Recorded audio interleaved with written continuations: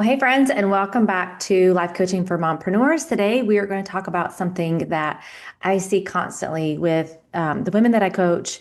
I've personally experienced it. And once you understand this, it changes the way you see yourself, it changes the way that you approach your goals and implementation. And that's what we're talking about today is implementation. What happens when you go to implement and you're met with resistance? Because your brain is doing exactly what it was designed to do. It's not a character flaw. It's just once you understand how the brain works, until you understand how the brain works, you're probably going to keep blaming yourself for something that isn't really a character issue at all. It's just how the brain is designed. So let's dive in.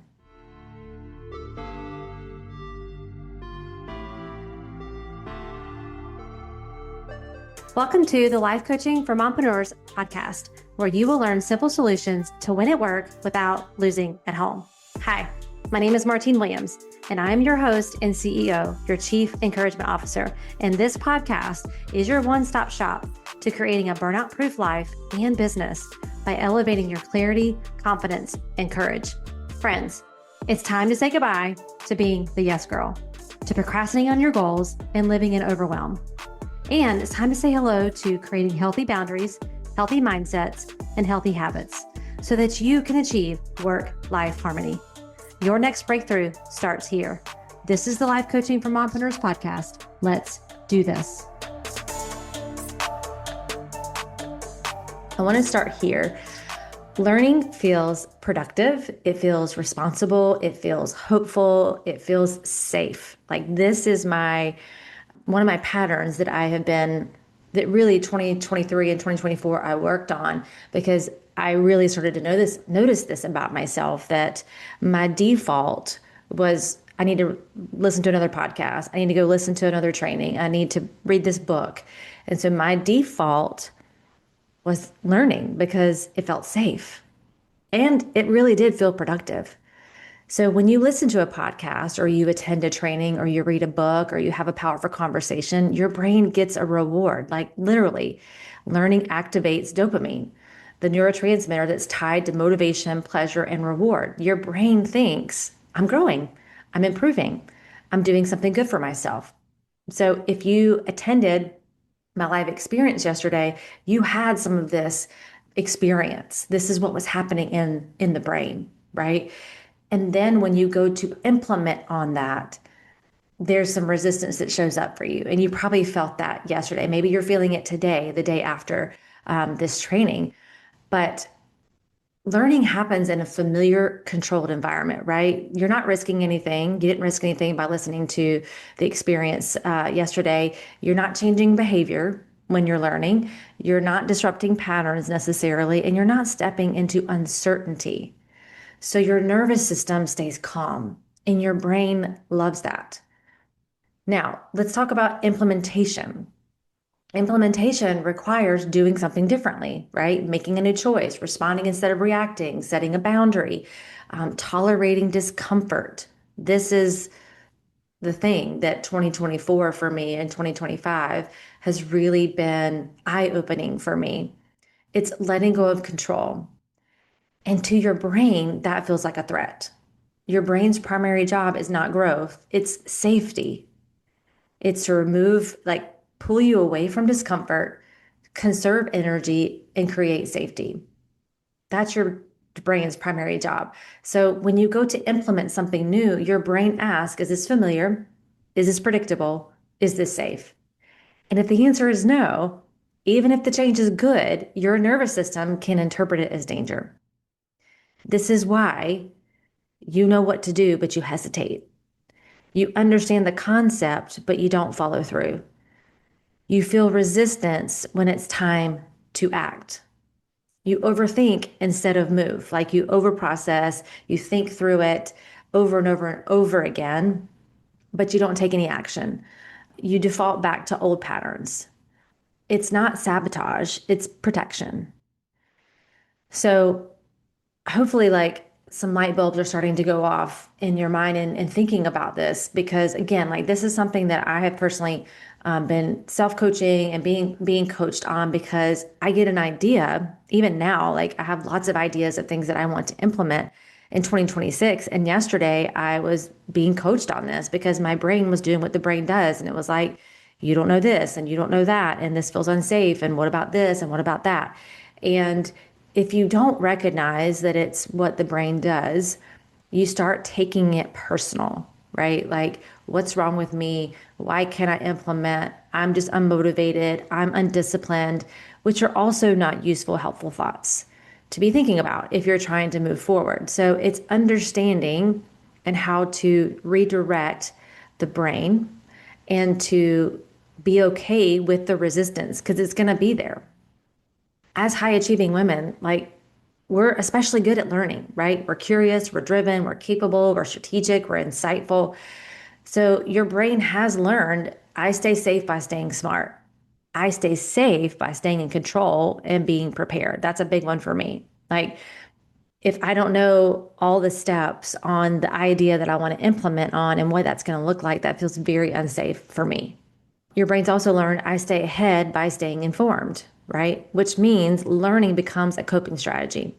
As I told you, it's kind of been my default. It feels good, right, to learn. It's my coping strategy versus implementation. But growth doesn't happen in the thinking brain, it happens in the doing brain, right? And the doing brain requires safety to come after action, not before it. That's the part most of us were never taught. And there's a gap between the knowing and the doing, right? You know what to do, but then there's a gap between that and actually doing it. And that gap creates frustration. That gap creates, that's the resistance where you're like, I want this thing to happen, but I don't feel equipped to take the action, or I don't feel safe to create the action. I feel uncertain. And so there's these emotions that come up that we have to be willing to hold that go against that survival brain, which is bringing you back to safety and comfort. So you may think, why can't I just do what I know? Right? Like I used to live in that resistance, in that frustration of why can't I just do what I know to do? Or why does this feel so hard? Why am I stuck on something that I understand? Like logically, I understand it, but I'm not taking action behind it. And there used to be a lot of self shame. And I guess you could call it self sabotage, but it was really just really powerful negative thoughts that I was placing on myself. And I see this all the time with my clients, which is why I wanted to have this conversation so you can truly understand when you're met with resistance. That's like, let's lean into that because knowing lives in the prefrontal cortex, the logic, the reasoning, and the insight. Doing requires your nervous system to feel regulated enough to tolerate the discomfort, right? So until the body feels safe, the brain's going to resist the change. That's why sometimes you feel like my brain is on board, but my body's not. Like my brain knows what to do. Like I talked about discipline versus desire last week, and there's a little bit of that happening too, where it's like your disciplined brain knowing what to do, but your body resisting it. This is why white knuckling implementation doesn't work long term. You can't bully your nervous system into change, right? It's learning how to hold that resistance and that uncomfortable and the uncertainty and the doubts and the fear and like, okay, I feel that it's going to go with me and using your brain, redirecting your brain back to the most useful thoughts to help you make that transition. So here's a shift that I want you to make. I want you to stop asking, why am I resisting this? And ask what feels unsafe about this change. Like, what is the emotion that you're feeling? And what are the details behind that? Right? I did that yesterday with my coach, and there were all of these thoughts that I was having that were creating this like resistance in my body. So that question opens up compassion instead of criticism. So it's like, okay, if this is new for you, what feels unsafe about this change? Again, it's not from a shaming and judgment standpoint. It's just, okay, my brain doesn't think this is safe. What about it? What is it that is making me feel that way? And then try this instead. Shrink the change. So I tell my clients, and we coach through this all the time, we're not here to jump the Grand Canyon sometimes. Like that might be too big of a jump, too big of a change. Your brain will tolerate smaller shifts better than the big ones. Now, we can coach you into a big change if that's what's required. But if you have the option to start with small shifts, your brain's going to tolerate that better. So instead of I need to overhaul everything, like when women come into my coaching and we do a life audit, we look at the 10 key areas of their life. And what I find for a lot of them is they try to, prior to coaching, they're trying to fix all 10 areas at the same time. Like, I want to overhaul everything. I want to overhaul my entire business. I want to overhaul my entire marriage. I want to overhaul my entire life, my health. And that does not feel safe, right? That feels very overwhelming. So I want you to try, like, what's one small moment I can respond to differently? What's one small action that I can take? And that was really helpful, even for me, who I feel like I'm pretty well coached.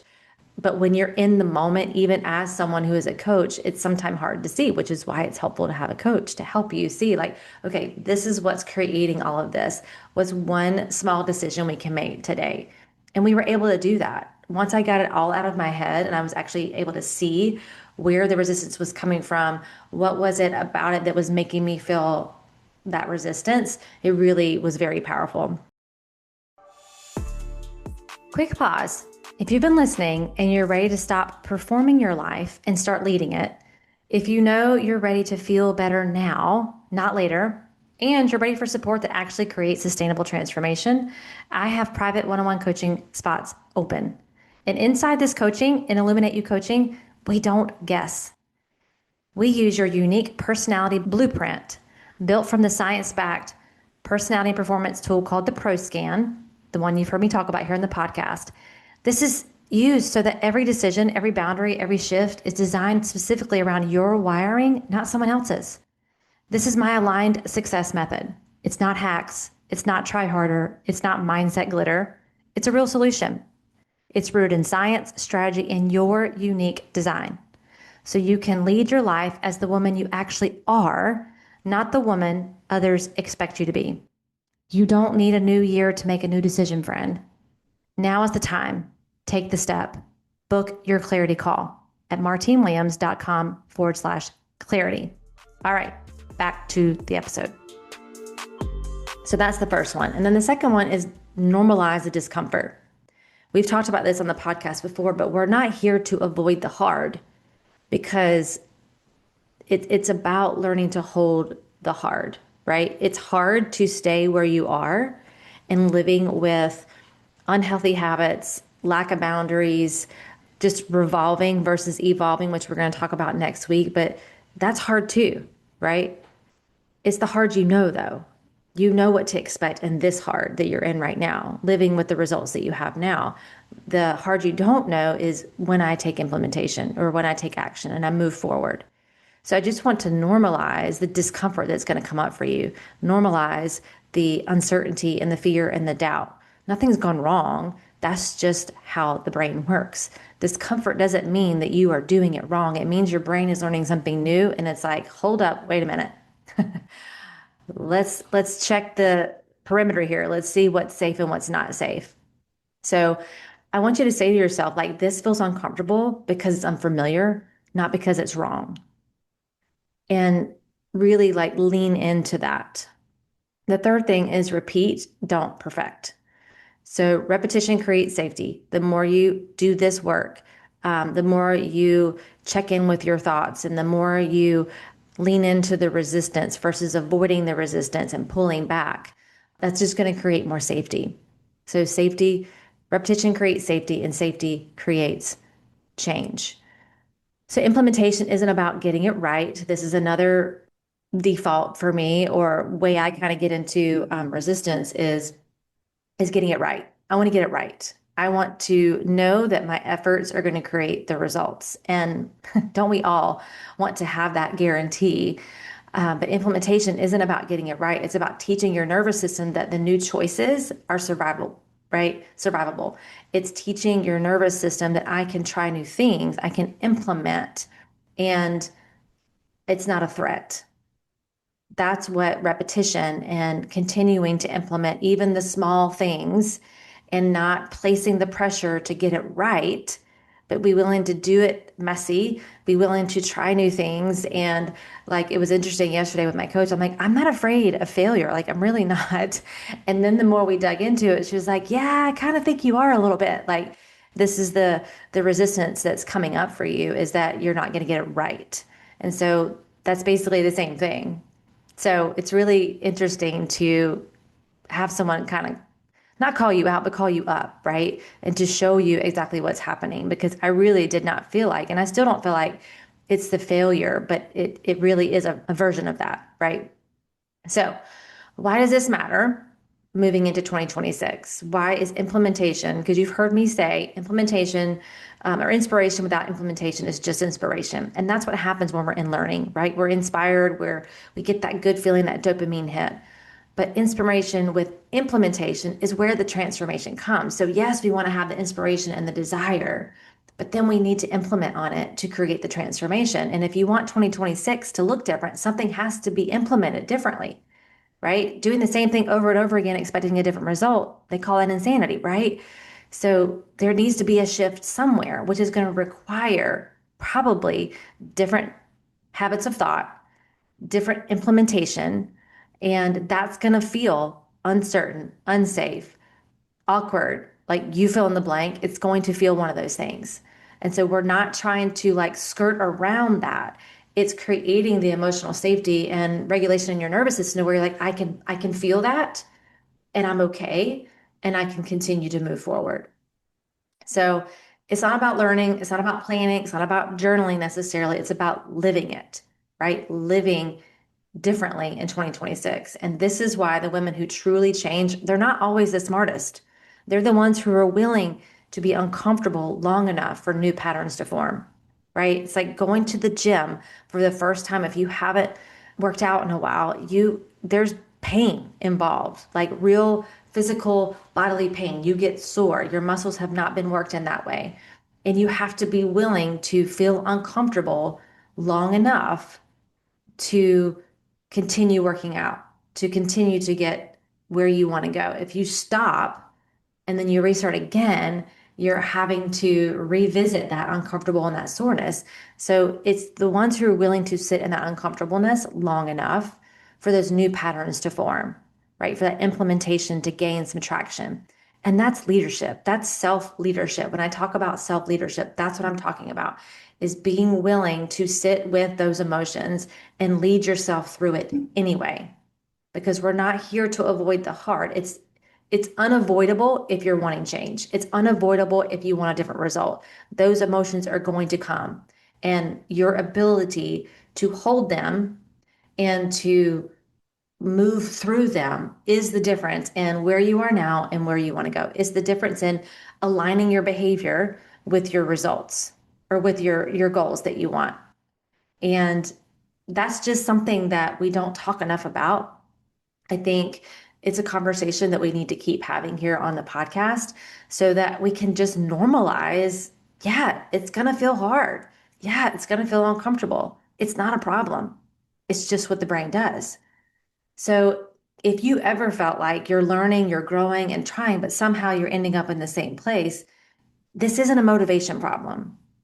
It's probably not a discipline problem. It's a nervous system problem.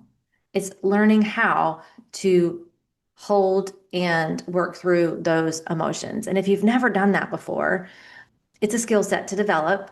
And it's really powerful when you have someone to do that with, because it's a new skill set. It's like creating a new habit for yourself and having someone to walk you through that, as I have had, even as a coach, having a coach help me work through some of that. And now I'm like onto myself, and I know that I default to learning.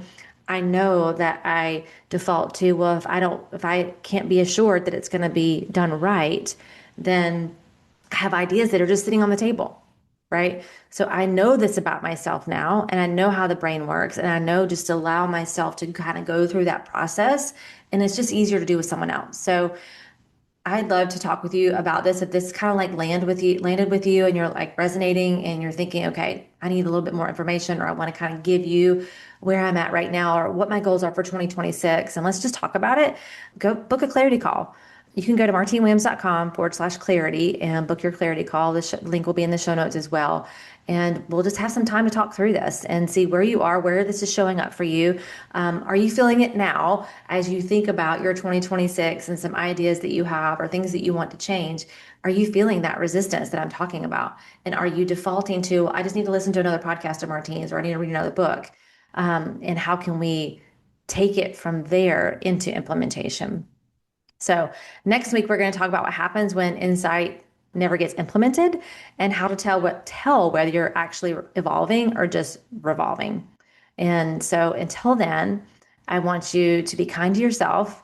I want you to really think through what we talked about today here on the podcast and just be open to looking at things differently. Be open to what's actually happening. Like, what are the patterns that you're seeing right now? Not from a judgmental and shame place. Listen, shame blocks wisdom.